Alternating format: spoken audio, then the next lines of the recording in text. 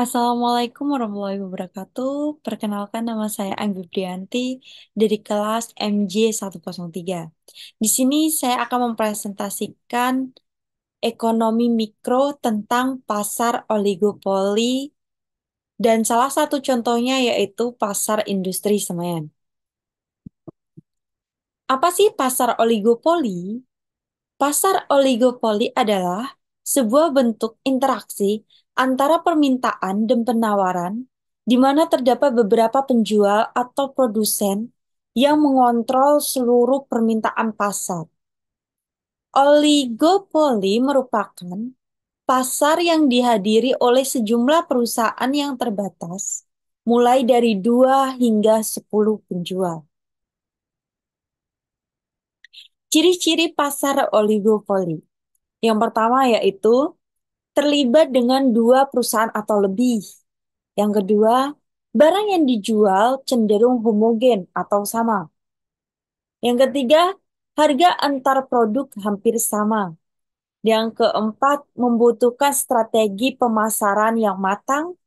Dan yang terakhir yaitu suatu aturan dari sebuah perusahaan atau produsen dapat mempengaruhi produsen lainnya. Kelebihan pasar oligopoli. Pertama, memberi kebebasan memilih bagi pembeli. Yang kedua, mampu melakukan penelitian dan pengembangan produk. Ketiga, karena adanya persaingan, penjual lebih memperhatikan kepuasan konsumen. Keempat, adanya penerapan teknologi baru. Dan yang terakhir, konsumen mendapatkan mutu produk dan pelayanan yang baik. Kekurangan pasar oligopoli. Pertama, menciptakan ketimpangan distribusi pendapatan. Yang kedua, harga yang stabil dan terlalu tinggi bisa menimbulkan inflasi.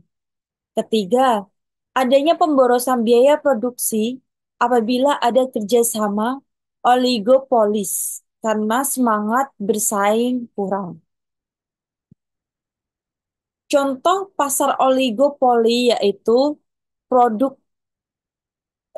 produk pasar oligopoli di Indonesia yaitu pasar industri semen. Pasar semen menjadi contoh pasar oligopoli murni karena antar produk tiap penjual tidak dapat dibedakan karena hampir mirip. Dikatakan oligopoli karena di Indonesia terdapat beberapa industri semen. Contohnya, PT Semen Indonesia.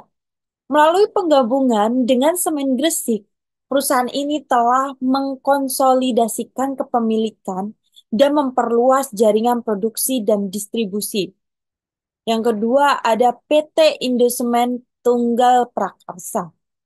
Indosemen merupakan salah satu produsen semen terbesar di Indonesia dengan merek dagang 3 roda. Perusahaan ini dikenal karena teknologi modernnya dalam produksi dan distribusi, serta kontribusinya dalam proyek-proyek besar di seluruh negeri. Yang ketiga ada PT Holcim Indonesia. Holcim Indonesia telah membuktikan dirinya sebagai pemain utama dalam industri semen. Dengan merek Holcim, mereka juga berfokus pada praktik berkelanjutan dan ramah lingkungan dalam produksi mereka. Yang keempat ada PT Semen Batu Raja.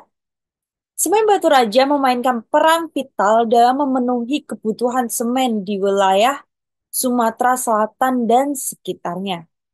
Dengan komitmen terhadap kualitas dan pelayanan, perusahaan ini terus tumbuh dan berkontribusi pada pembangunan daerahnya. Dan yang terakhir yaitu ada PT Semen Bosowa Maros. Perusahaan ini beroperasi di wilayah Sulawesi dan memiliki kontribusi yang signifikan dalam pembangunan infrastruktur di daerah tersebut. Mereka memiliki berbagai inovasi dalam produk semen dan fokus pada pengembangan berkelanjutan. Persaingan industri semen di Indonesia.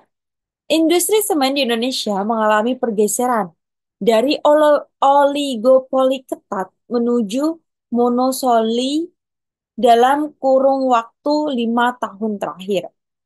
Peluang pertumbuhan konsumsi semen per kapita di Indonesia ditanggapi pelaku industri dengan investasi pada peningkatan kapasitas produksi, diiringi meningkatnya jumlah pemain semen di Indonesia.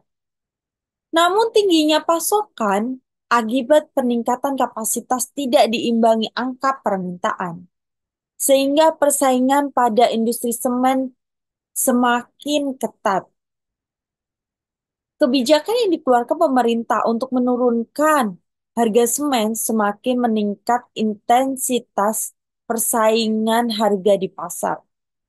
Salah satu contoh keluar dari jebakan persaingan harga adalah menciptakan keunggulan bersaing. Ini ada data konsumen di Indonesia. Tren pada konsumsi semen di Indonesia periode 2017-2023